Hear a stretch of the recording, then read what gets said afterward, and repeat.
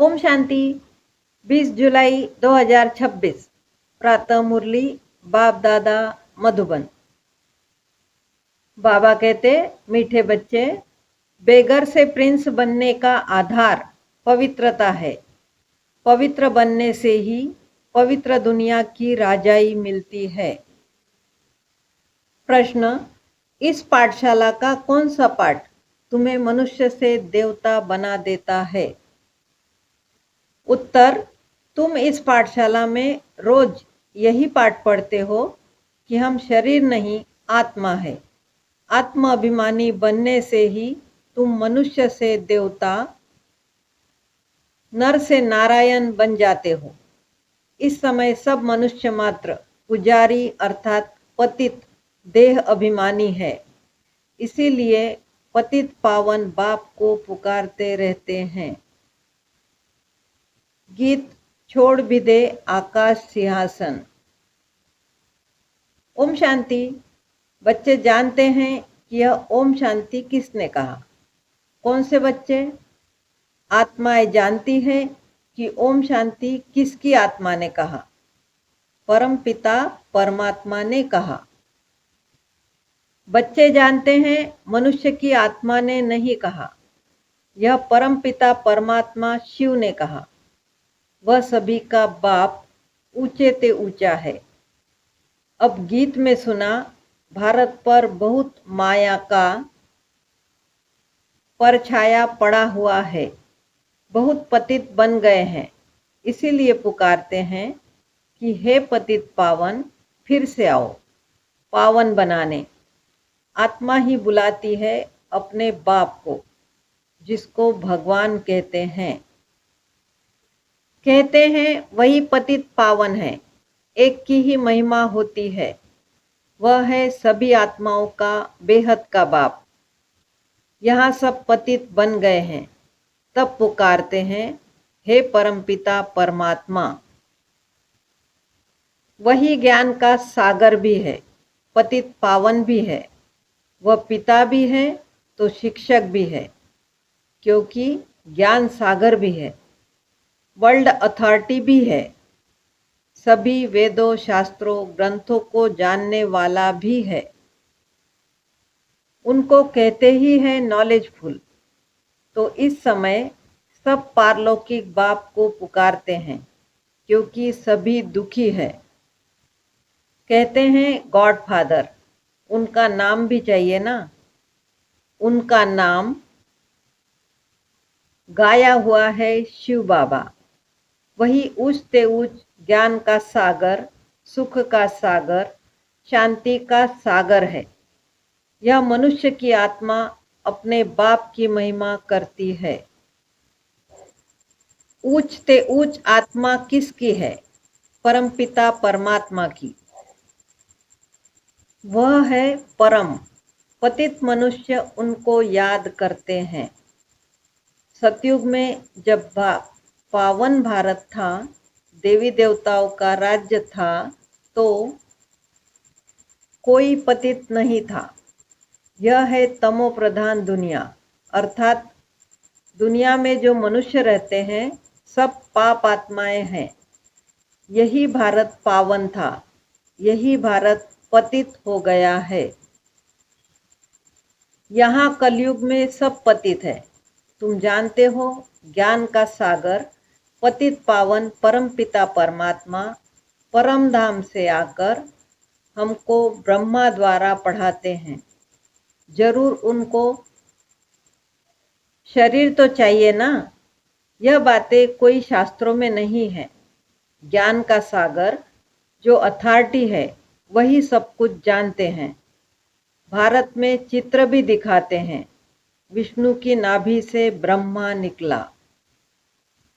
उनको हाथ में शास्त्र देते हैं। अभी विष्णु कोई सब शास्त्रों का सार नहीं सुनाते हैं। परम पिता परमात्मा ज्ञान का सागर ब्रह्मा द्वारा सब शास्त्रों का सार समझाते हैं। ब्रह्मा विष्णु शंकर का भी वह रचयिता है। ब्रह्मा को व विष्णु को ज्ञान का सागर नहीं कहेंगे। शंकर की तो बात ही छोड़ दो। अभी ज्ञान का सागर कौन? निराकार उच्च से उच्च परमात्मा ही पतित पावन है। यह महिमा है उस परम पिता परमात्मा की। यहाँ भी आत्मा की ही महिमा होती है। आत्मा ही शरीर द्वारा कहती है, मैं प्रेसिडेंट हूँ, मैं बैरिस्टर हूँ, मैं फलाना मिनिस्टर हूँ। आत्मा ही मर्तबा लेती है। शरीर द्वारा आत्मा कहती है, मैं एक शरीर छोड़ दूसरा लेता हूँ। इस समय जब बाप आते हैं, कहते हैं, बच्चे आत्म अभिमानी बनो, मैं तुम्हारा बाप आया हुआ हूँ, तुमको यही पाठ पढ़ाने। यह पाठशाला है मनुष्य से देवता, नर से नारायण, नारी से लक्ष्मी बनने की। बाप को सभी आत्माएं बुलाती है कि हे परमपिता परमात्मा, अब निराकारी दुनिया से साकारी दुनिया में आओ, रूप बदलो। तुम निराकारी आत्माएं तो जब शरीर में आती हो तो गर्भ में आती हो, पुनर्जन्म लेती हो। बाप समझाते हैं, तुमने 84 जन्म गर्भ से लिए हैं। एक शरीर छोड़ फिर गर्भ में जाते हो, ऐसे 84 जन्म लेते हो। मैं तो गर्भ में नहीं आता हूँ। भारतवासी असल में देवी देवता धर्म के थे, फिर सीढ़ी नीचे उतरते आए। क्षत्रिय वर्ण में, फिर वैश्य, शूद्र वर्ण में कलाएं कम होती जाती है। भारत 16 कला संपूर्ण था, फिर 14 कला बना। भारतवासी अपने जन्मों को नहीं जानते। 84 जन्म भारतवासी ही लेते हैं और कोई धर्म वाले 84 जन्म नहीं लेते। तुम स्वदर्शन चक्रधारी बने हो, यह ज्ञान की बात है। स्वदर्शन चक्रधारी बनने से तुम चक्रवर्ती महाराजा बनते हो स्वर्ग का। तुम अच्छी रीति जानते हो, हम यहाँ आए हैं पतित से पावन बनने। यह है ही पतित दुनिया। पतित पावन सर्व का सद्गति दाता तो एक ही बाप है। सब उनको ही पुकारते हैं, बाप को याद करते हैं, श्री कृष्ण को नहीं। श्री कृष्ण ने गीता नहीं सुनाई। गीता है सर्वशास्त्रमयी शिरोमणि। भारत की गीता किस धर्म का शास्त्र है? आदि सनातन देवी देवता धर्म का। किसने गीता गाई? राजयोग किसने सिखाया? परमपिता परमात्मा पतित पावन बाप ने। तो तुम्हारी आत्मा जो निराकार थी, उसने अभी यह साकार शरीर धारण किया है। साकार मनुष्य को कभी भगवान नहीं कहेंगे। भला सतयुग में लक्ष्मी नारायण है तो भी भगवान नहीं कहेंगे। यह तो करके उपाधि टाइटल दी जाती है। कायदे अनुसार भगवान एक है, क्रिएटर इज वन, बाकी वह है देवताएं। 5000 वर्ष की बात है। इन लक्ष्मी नारायण का राज्य था। इनको महाराजा महारानी कहा जाता था। भगवान महाराजा नहीं बनते हैं, वह तो बाप ही है जो आकर भारतवासियों को ऐसा देवी देवता बनाते हैं। अभी तो देवी देवता धर्म का कोई है नहीं। इनको कहा जाता है रावण संप्रदाय, क्योंकि रावण राज्य है। रावण को वर्ष वर्ष जलाते रहते हैं, क्योंकि यह पुराना दुश्मन है। परंतु इनको भारतवासी जानते नहीं। शास्त्रों में भी वर्णन नहीं है कि रावण कौन है। रावण को 10 शीश क्यों दिखाए हैं? इन बातों को अच्छी रीति समझना है। मनुष्य तो बिल्कुल पत्थर बुद्धि है। पारस बुद्धि इन लक्ष्मी नारायण आदि को कहेंगे। पारसनाथ, पारसनाथिनी का राज्य था। यथा राजा रानी तथा प्रजा। भारत जैसा सुखधाम और कोई खंड होता नहीं। जब भारत में स्वर्ग था तो कोई बीमारी, दुख, रोग नहीं था। संपूर्ण सुख था। गाया जाता है, ईश्वर की महिमा अपरंपार है। वैसे भारत की भी महिमा अपरंपार है। सारा मदार पवित्रता पर है। पुकारते भी ऐसे हैं, सब पतित है। पीस नहीं है, प्रॉस्पेरिटी भी नहीं है। अभी तुमने समझा है, हम भारतवासी सूर्यवंशी देवी देवता थे, फिर धीरे धीरे पतित बने हैं। इनको कहा जाता है मृत्यु लोक। इसको आग लगनी है। यह है शिव ज्ञान यज्ञ, रुद्र ज्ञान यज्ञ भी कहते हैं। मनुष्य नाम तो बहुत रख देते हैं। जहाँ भी शिव की मूर्ति देखते हैं तो अनेक भिन्न भिन्न नाम रख देते हैं। एक के ही अनेक नाम से मंदिर बनाते हैं तो बाप बैठ समझाते हैं, ज्ञान, भक्ति, वैराग्य। अभी भक्ति पूरी होती है, तुमको भक्ति से वैराग्य आता है, अर्थात इस पुरानी दुनिया से वैराग्य है। यह पुरानी दुनिया विनाश होनी है। बच्चे पूछते हैं, बाबा हम पतित से पावन कैसे बने? कई नए आते हैं तो अलाउ नहीं किया जाता है। जैसे कॉलेज में कोई नया जाकर बैठे तो कुछ भी समझ न सके और किसको पता ही नहीं है मनुष्य से देवता कैसे बन रहे हैं। मनुष्य जो पतित है वही पावन बनते हैं। इस समय भारत भी बेघर है। सतयुग में भारत प्रिंस था। श्री कृष्ण सतयुग का पहला नंबर प्रिंस था। उसमें सब गुण है। राज्य लक्ष्मी नारायण का कहेंगे। श्री कृष्ण तो प्रिंस था। राधे प्रिंसेस थी। श्री कृष्ण प्रिंस की ही महिमा गाई जाती है। सर्वगुण संपन्न, 16 कला संपूर्ण। उसने कोई गीता नहीं सुनाई। वह तो सतयुग का प्रिंस था। वह पतित मनुष्यों को पावन बनाने के लिए गीता पाठ सुनाए, यह हो नहीं सकता। यह सब शास्त्र है भक्ति मार्ग के। कितनी शास्त्रों की महिमा है। सतयुग में कोई शास्त्र, चित्र आदि भक्ति मार्ग के होते ही नहीं। वहाँ तो ज्ञान की प्रारब्ध होती है 21 जन्मों के लिए। फिर से सतयुग का राज्य भाग्य ले रहे हैं। भारतवासी सतयुग में 5000 वर्ष पहले विश्व के मालिक थे और कोई भी पार्टीशन आदि नहीं था। 5000 वर्ष की बात है।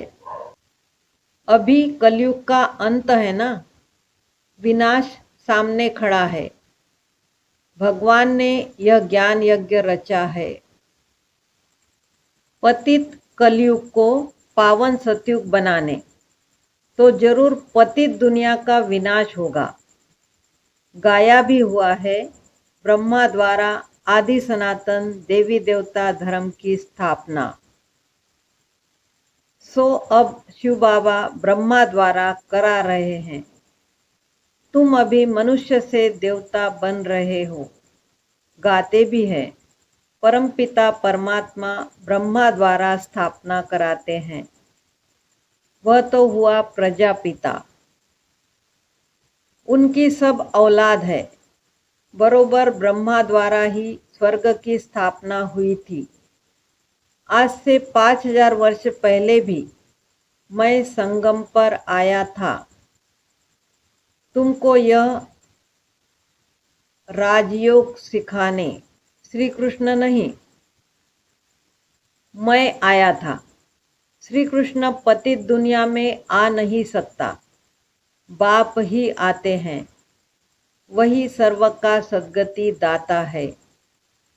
मनुष्य मनुष्य को सद्गति दे नहीं सकते। याद भी सभी एक को ही करते हैं। परमपिता परमात्मा कहाँ रहते हैं?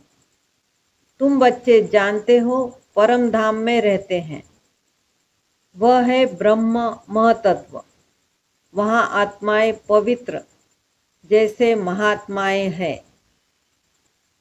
यहाँ भी महान आत्मा पतित आत्मा कहते हैं ना। वास्तव में यहाँ महान आत्मा एक भी नहीं है। आत्मा को ही पावन सतो प्रधान बनना है, ज्ञान और योग से, न कि पानी से। आत्मा ही पतित बनी है। आत्मा में ही खाद पड़ती है। आत्मा ही गोल्डन, सिल्वर, कॉपर, आयरन बनती है। अभी आत्माएं जो पतित है, उनको पावन कौन बनाए? सिवाय परमपिता परमात्मा के और कोई बना न सके। बाप ही बैठ समझाते हैं, मामे कम याद करो तो तुम्हारे पाप भस्म हो जाएंगे। जितना याद करेंगे उतना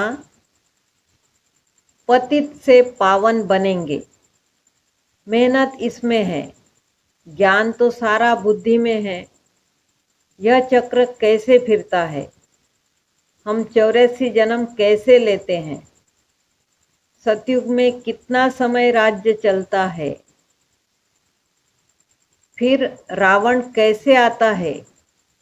रावण है कौन? यह भी किसको पता नहीं है। कब से रावण को जलाते आते हैं, यह भी किसको पता नहीं। हर वर्ष जलाते हैं। सतयुग में तो नहीं जलाएंगे। अभी है ही रावण राज्य। राम राज्य तो कोई स्थापन कर नहीं सकता। यह तो बाप का ही काम है। पतित मनुष्य तो कर नहीं सकते। वह तो सब विनाश हो जाएंगे। पतित दुनिया ही विनाश होनी है। सतयुग में एक भी ऐसे नहीं कहेंगे कि हे पतित पावन आओ। वह तो पावन दुनिया है ना। तुम अभी जानते हो कि इन लक्ष्मी नारायण को ऐसा स्वर्ग का मालिक किसने बनाया? फिर इन्होंने 84 जन्म कैसे लिए? आदि सनातन देवी देवता धर्म वालों ने ही 84 जन्म लिए हैं। वही इस समय शूद्रवंशी बने हैं। अब फिर ब्राह्मण वंशी बनते हो। अभी तुम हो ब्राह्मण चोटी। यह है ऊंच ते ऊंच चोटी। ब्रह्मा मुख वंशावली, ब्राह्मण कुलभूषण।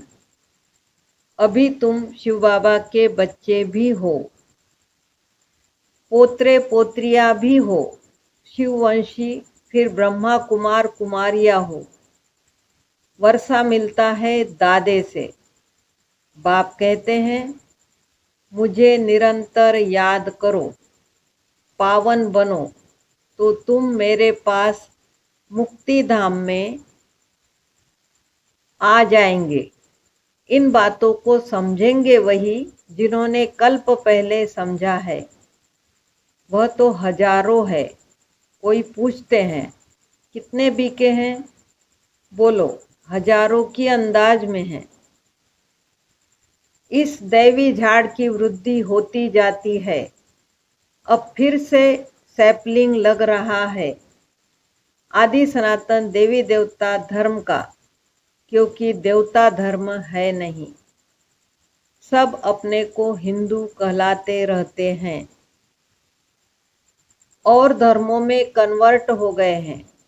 फिर सब निकल आएंगे, आकर बाप से वर्षा लेंगे। तुम आए हो बेहद के बाप से, बेहद के सुख का वर्षा पाने, अर्थात मनुष्य से देवता बनने। अच्छा, मीठे मीठे सिकिलदे बच्चों प्रति माता पिता बाप दादा का याद प्यार और गुड मॉर्निंग। रूहानी बाप की रूहानी बच्चों को नमस्ते। हम रूहानी बच्चों की रूहानी माता पिता बाप दादा को याद प्यार, गुड मॉर्निंग और नमस्ते। शुक्रिया बाबा, शुक्रिया। धारणा के लिए मुख्य सार।